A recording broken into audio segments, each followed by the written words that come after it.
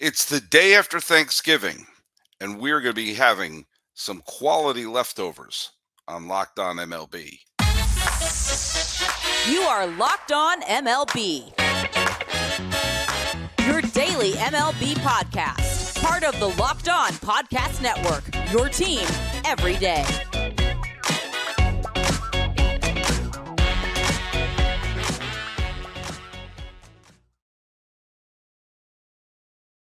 Hello, baseball fans. Welcome to Locked On MLB, part of the Locked On Podcast Network, where it's your team every day. This is the daily podcast. We talk about all of Major League Baseball. I am your host, Paul Francis Sullivan. Please, there's my lower third. You can call me Sully. I am an Emmy-nominated television producer who's been a baseball podcaster for well over a decade now, and I've finished 5 seasons. I'm going to start my 6th here at the Locked On Podcast Network. Follow us at Locked On MLB Pods on Twitter or on Instagram. I'm your pal Sully. I'm at Sully Baseball on Twitter, Sully Baseball Podcast on Instagram. Thanks so much for making us your first listen. And remind you, today's episode is brought to you by FanDuel. Make every moment more right now. New customers get $150 in bonus bets with any winning $5 moneyline bet. That's $150 if your team wins. Visit FanDuel.com/lockedon to get started. And it is the day after Thanksgiving. And I'm going to tell you a little bit of what's going to happen in today's show. We are going to be answering the trivia question. And when I say there's leftovers, there's parts of the podcast that have ended up on the cutting room floor that I'm including on today's show. A section of the show that went on yesterday with Vanessa Rose, the granddaughter of Turkey Stearns, didn't quite fit into the show, but I'm putting it in here as the beginning of the first version of a new segment we're going to have on the show. And then also I had a nice conversation with Ethan Smith where I was a guest on Locked On Pirates. And so I'm going to play some of the highlights of my appearance on Locked On Pirates.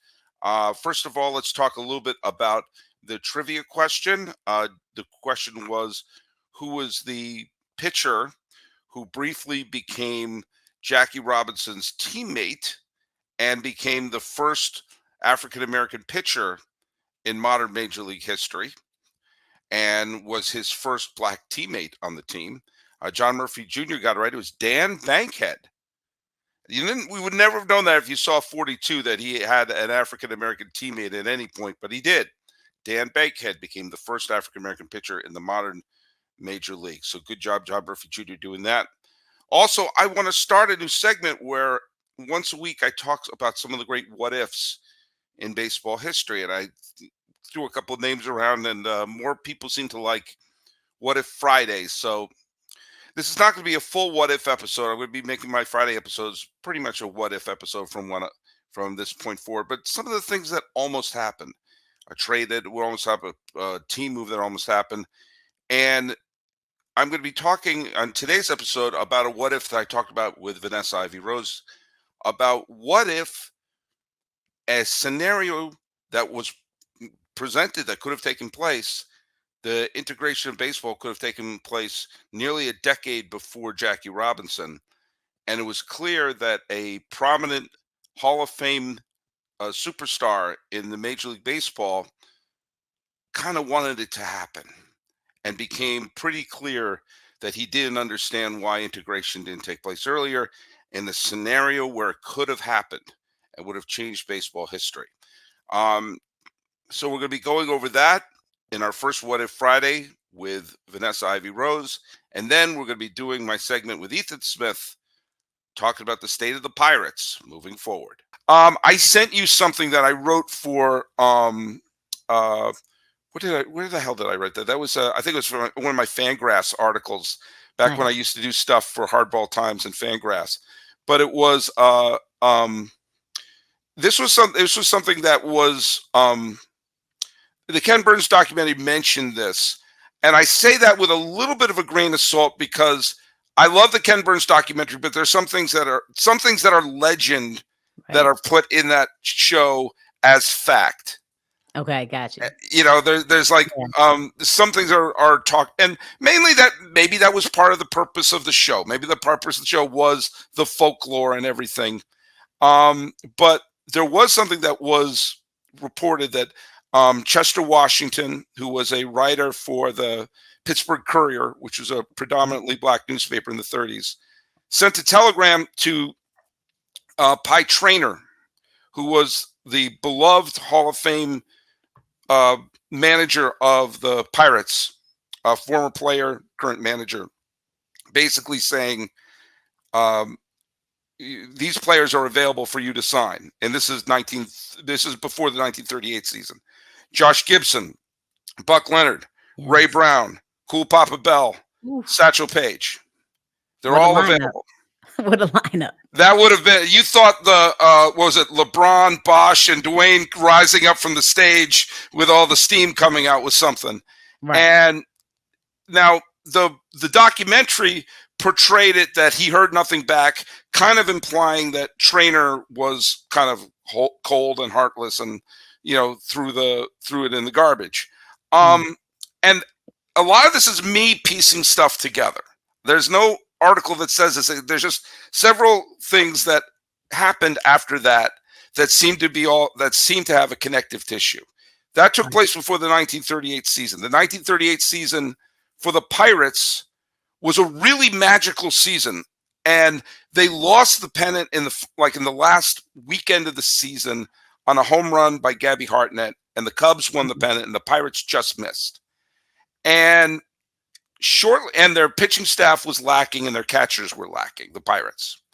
And it wasn't long after that Pie Traynor retired and then became an advocate nearly a decade before Jackie for integration.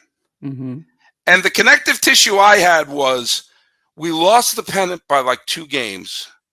Remind me why he didn't have Satchel Paige, Josh Gibson, Cool Papa Bell, Buck Leonard, Ray Brown.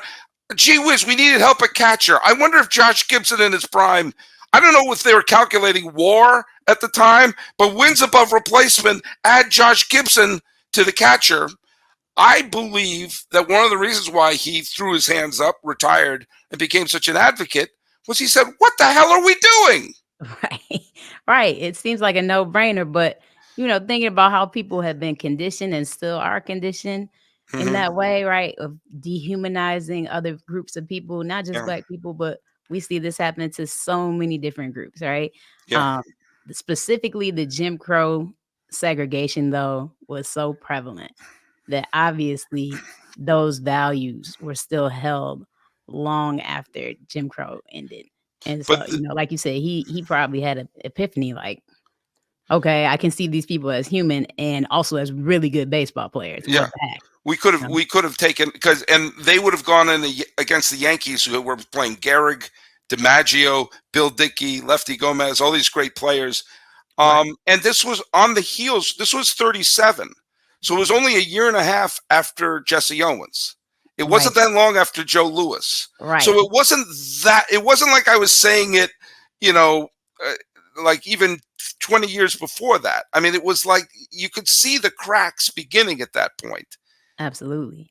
Well, look, we'll never know. And there's no way we'll ever be able to right this wrong. The only thing we can do is make sure that they, the whole idea of shadow ball, of playing with the invisible baseball, we got to make sure that doesn't happen to these great figures, because these figures, the players from the American and National League do live on. I went you go to a Giants game, they have John McGraw's name up there. Right. Bill Dickey, or not Bill Dickey, Bill Terry, Mel Lott, Christy Matthews, and all of them. We're still celebrating Carl Hubble. Yeah, absolutely. As we should.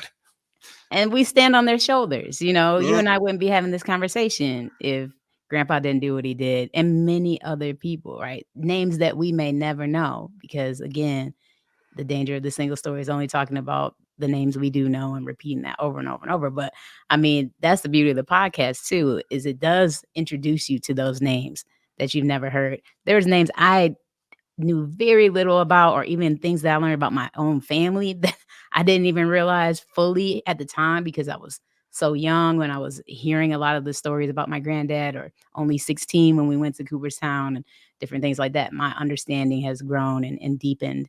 And so researching for the podcast has just been such a blessing in my life. But according to the fans and listeners too, they're feeling the same way. I'm talking to educators every day who are like, Vanessa, how did I not know any of this? Like, I teach history for a living. How have I never even heard of the Negro Leagues? How have I Well, never heard of these players? You know what I mean? well, then what you're doing and what I'm doing a tiny bit, what you're doing just like an avalanche, is to educate, and that's how we move forward. That's You know, right. I've always loved reading about baseball of the past, and so they're still alive in my mind. But Yeah. to keep them alive is really the key. Hey, look, it's Ethan Smith of Locked On Pirates. I'm Sully from Locked On MLB, and let me tell you something. It's the NFL season. Did you know that? Did you know it's the NFL season there, Well, Ethan? there's some big news out of Pittsburgh today, so I'm pretty sure. I think that it's the NFL season. Well, there you go. Well, I hope Terry Bradshaw is okay. Oh. But if you want to score, go to FanDuel, which is America's #1 sportsbook. Right now, new customers get $150 in bonus bets with any winning $5 moneyline bet. That's $150 if your team wins. And if you're thinking about joining FanDuel, there's no better time to get in on the action. The app is so easy to use. There's a wide range of betting options, including spreads, player props, over-unders, and more. So visit FanDuel.com/lockedon and kick off the NFL season in late November. FanDuel, it's the official partner of the National Football League. But from an outside view looking in, Sully, what do you think about the Pirates now, and what do you think they need to do this offseason? The floor is yours. I look at this Pirate team and I think, okay, obviously you don't go on a wild spending spree. You don't carelessly spend money. But you could intelligently spend money. You could pull what I call Jorge Soler Eddie Rosario's syndrome, which is make sure you got a major leaguer everywhere. Go through, see who's out there. You're not going to get the big superstar. They're not on the short list for Shohei Ohtani. I don't want to be the one to break that news to Ethan Smith. But if they spend smartly, if they patch holes, if they say we're going to have more major leaguers than not, and if you look and you sort of see who they have in the pitching staff, you aren't going to get a superstar ace, but make sure you have at least a couple of decent starting pitchers and a couple of decent relievers. They aren't that – I don't think they're that far behind Cincinnati. I don't think they're that – and I think that Milwaukee is going to come down. And while I think the Cubs are going to improve – now, of course, if the Cubs sign Ohtani and he's a prime candidate to sign there, that's fine. But you could cross your fingers and hope that Contreras improves after he has a dozen starts or so. That Ortiz may pitch better. That you may see some improvements in their bullpen with another year under their belt. And could Brian Hayes and what's his doodle? Why am I blanking on his name? Your shortstop. O'Neill Cruz. Thank you. I lost my brain for a second. Henry Davis wasn't good this year, but he was only 22 or 23. You're hoping that if you have a lot of these players who can now build upon that, and I think just to sort of acquire one veteran hitter, one veteran pitcher, and one veteran reliever. Do I think that will mean they'll win 112 games? Yes. Yes, I do. Okay, maybe I don't. But they're 87 wins might win this division. It's very possible. Yeah, and they're not playing in a vacuum. I do not trust this Cardinals team. I do think this Milwaukee team will come crashing to earth. And so then you look up and you say, can they play better than Chicago and Cincinnati? So it makes it, you have to be smart. You have to make the right moves and be smart. Obviously, and hope that you can live by the mantra of mediocre is better than bad. So if you had a bad player and you fill it with a mediocre player, you've now made an improvement. And maybe the chain reaction of events, the great blueprint for the Pirates and hope for their fans is Arizona. And Arizona had a much harder road to hoe because they're in a division with Los Angeles. They're like when they lost 100 some odd games in 2021, the Giants won 107 games, the Dodgers won 106 games, and the Padres were playing supermarket sweep at free agency. And if you had told me when the Giants and the Dodgers were facing off as a multiple 100-win team that the next NL West team to make the World Series would be the Diamondbacks, you would have sent me to an insane asylum. But that's exactly what happened. And the Pirates don't have that type of hill to climb. And if you look at the acquisitions that the Diamondbacks made between their 100-and-something loss team and winning the pennant last year, their biggest paid player was Madison Bumgarner, who was DFA'd in May or April. I can't remember. All I know is before Memorial Day. And they didn't have – and the Goldschmidt trade didn't yield a bounty of superstars. And so – but they filled in holes with veterans. You saw the effect of an Evan Longoria on that team. He wasn't a huge free agent acquisition. And that's kind of the blueprint that the Pirates have to have. Mm-hmm. And cross your fingers that Milwaukee, Chicago, and St. Louis don't figure things out. So I do think there's what I liked about the Pirates season this year is it looked like they had a plan. Mm-hmm. And it's like, all right, we're not going to win this year, but we're doing stuff. And I think if you play to the division, as long as we have divisions the way we do, a winning season is not out of the question for the Pirates this year. And a winning season might be enough to put them in the playoffs. Yeah, and I think that thinking about it that way too is like a lot of times people want to think about how the Pirates compare to everybody in the National League. But with you saying that, again, your main four things, and this is even true in other sports like other divisional sports like football and hockey. Your main goal every year should be to win your division first. That's always goal number one because that guarantees that you are in the playoffs. Now, to speak on some of the things you did mention, you said one starter. I will go ahead and say that the Pirates probably need at least two for me to even be slightly comfortable because Johan Oviedo may need Tommy John surgery. I didn't know that. Okay. Also, Mike Burrows will be on the second half of this show who is recovering from Tommy John surgery, which has been a massive issue in this organization for quite a bit. So you really look at what the pitching is right now, and it's Mitch Keller and everybody else. And obviously you have the potential generational talent in Paul Skeens, but is he going to start here right away? No. Probably not. No, nor should he. No. You know, when you have that type of look at, I'm a big believer in you play the best 20. What is it now? 26 on the roster. 26, yes. You have the best 26 the best healthy 26 in your organization in the major leagues. I don't care about manipulating playoff. What's it called? Service time. Yeah. None of that should ever be a factor. Okay. But I also don't believe that if you have someone, he's a key part of your team, and you don't want to Todd Van Poppel him.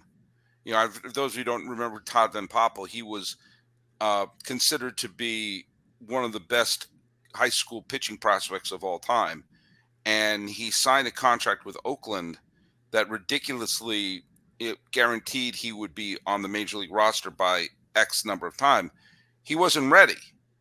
And he got hammered, and it basically destroyed his career. And if they just brought him up normally, if he turns out to be a David Price and shoots through the organization, fine.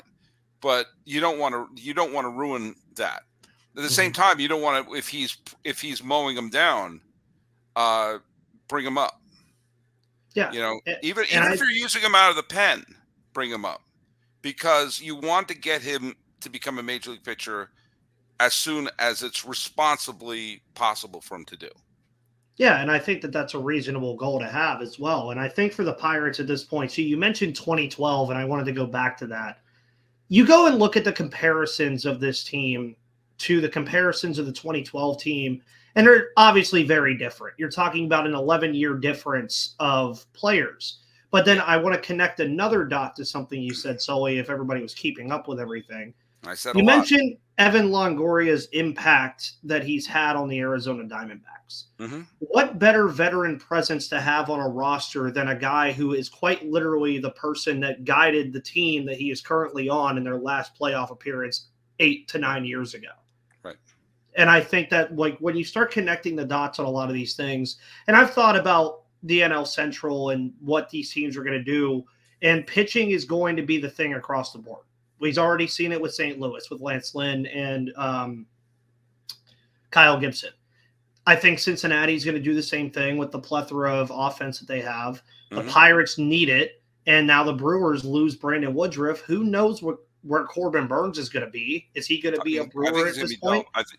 In fact, Chuck Freeman of Locked On Brewers was on the show, and he believes we both think that there's a strong possibility that he could be dealt with Yelich's big contract attached to it, kind of the way that the Red Sox attached David Price in the deal for Mookie Betts. Yeah.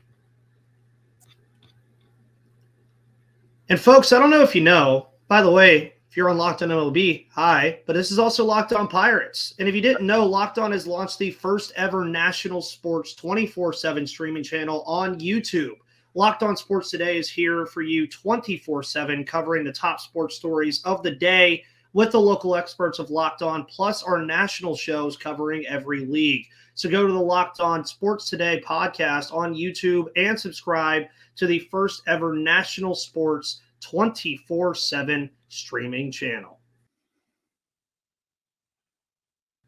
And as far as what you would say, and you kind of elaborated that 87 wins could win this division next year, but what do make a wild card spot, a wild card spot. Very possible too.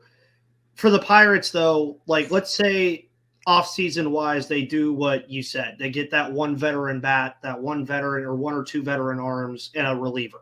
And they go in the next season with the possibility that Skeens comes up midway through the year. You get Mike Burrows back. You get JT Brubaker back. You get another year of Henry Davis, hopefully a healthy year of O'Neal Cruz.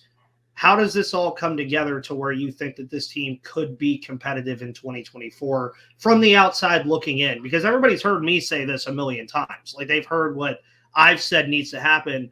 I'm just interested on the outside looking in.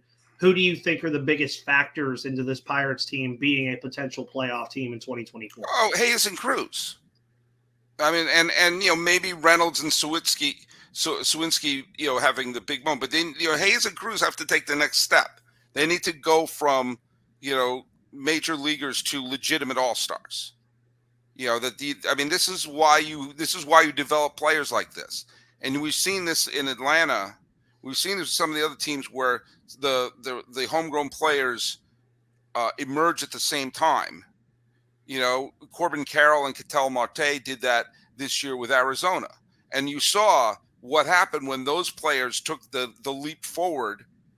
Then suddenly you have a 1-2 punch. You have those types of players who could, in stretches carry a team. And you saw, like, even in the postseason, Carroll wasn't playing well for a chunk, but Marte picked up the slack.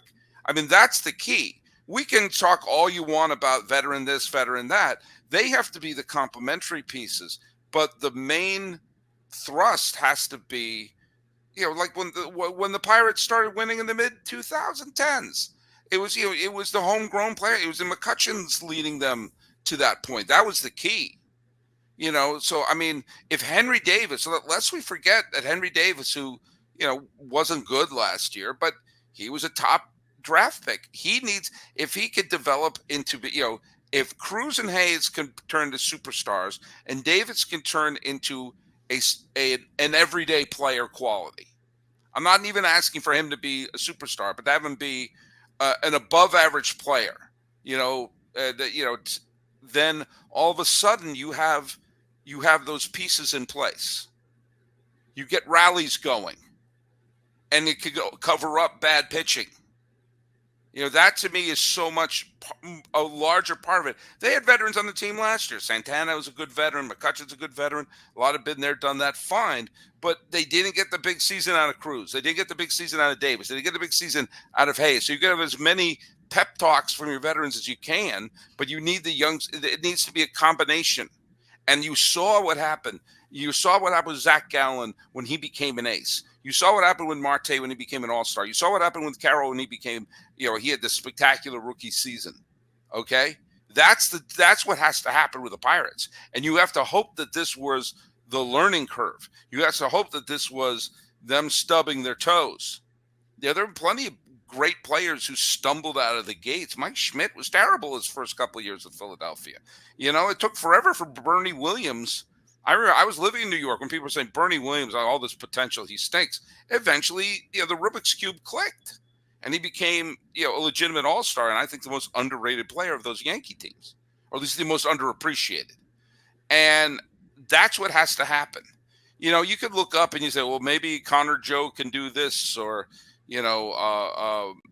Castro can do that, or someone like Andy Rodriguez can get a big hit. That's all fine, but you need those key players, the core players, to turn into your MVPs. And by the same token, you're going to need some of that young pitching. There's a lot of young pitching on this team, and some of it stunk up the joint. And so what you need is for some of those pitchers to turn it around. Contreras has to look up and say, I got my 12 starts. I stunk. But John Smoltz stunk his first year. Tom Glavine stunk his first year. A lot of pitchers stink their first year. So that's what you have to – that's the key, the turnaround of these young players. Yeah, and if you could say just one last thing as we wrap up here, Sully, to Pirates fans, what would it be about this offseason and going into next season? You're not in a vacuum. I know I said that before, but that's the most critical thing. You're not in a vacuum. If you are working forward with your young players and the other teams are regressing, that's in your favor. You're trying to get to 87 wins, and the other teams are reducing their win total. Okay? That is working towards your advantage. So don't reverse. Don't rebuild. And take a look at this team and say, hey, there is young talent on this team. And the Pirates, you're hoping the Pirates right now are where Milwaukee was in, say, 2016, 2017, when they were getting some of those players and putting them into place. And they went on, granted, they haven't won a pennant. They got to Game 7 of the NLCS in 2018.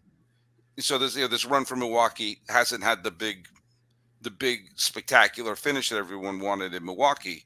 But I have a feeling if I asked Pirate fans if you would be okay with going to the postseason, let's say the Brewers in 2018, 2019, 2020, 2021, they just missed last, and making the postseason 5 out of 6 years, make it to the NLCS once. I mean, obviously what you want to do is you want to, replicate the We Are Family Pirates. But I have a feeling Pirate fans would take 5 playoff appearances in 6 years and roll the dice. Yeah. And so, the Pirates could be in that spot where Milwaukee was in 2016 or 2017.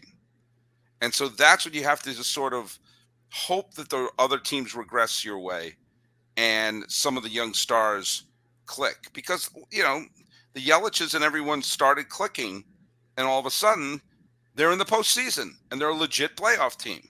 And they had a lead in Game 7 of the NLCS in 2018. Before, Puig hit the home run that, bouncy bounced off the center field wall. But, there's hope for this team. Yeah. I think there's hope. And so do I. And Sully, thank you so much for coming on to this show. Hopefully everybody enjoys all of that insight, because I do think that sometimes, although I'm hosting a show that is just for this team, I do think it's nice to get the outside perspective on this stuff a little bit, because I do obviously know that there are some biases to having your favorite teams across sports. No, not at all. So hearing it from an unbiased source, folks, this is Sully Baseball. Sully, tell them where they can find your show, because it's pretty much in the same places you can find mine, just a little bit different spelling at the end. Well, you can find us at Locked On MLB Pods on Twitter or whatever the hell it's called now, and on Instagram. I'm your pal Sully at Sully Baseball on Twitter, Sully Baseball Podcast on Instagram. And I'm going to throw out my trivia question. I'm throwing out to the Locked On Pirates listeners as well as you, the Locked On MLB listeners who are listening right now. And the trivia question is, and maybe this will be easy for you as a Pirate fan, but 2 Pirates are tied for the team record of games played. What? Don't answer it. I want the answers right in the YouTube comment section or on Twitter or whatever it's called now, or Instagram, wherever. So, 2 Pirate Hall of Famers are tied for the most games played as a Pirate in a Pirate uniform. Which 2 Hall of Famers are tied for most games played as a Pittsburgh Pirate? That is your trivia question. And it's harder than you think, because there's a bunch of Pirate Hall of Famers who put out some long years with the team. Yeah. And in fact, when I saw it, I did a double take because I was positive another name was going to be on there. And it wasn't, but 2 are tied. So that's your trivia question. Put it in the comment section of this video or at Locked On MLB Pods on Twitter and Instagram, Sully Baseball on Twitter and Instagram, at MVP_Ethan on the Twitterverse, or Locked On Pirates on the Twitterverse, or wherever you get it. But hey, thanks for having me on. He's Ethan Smith. My name is Paul Francis Sullivan. Please call me Sully.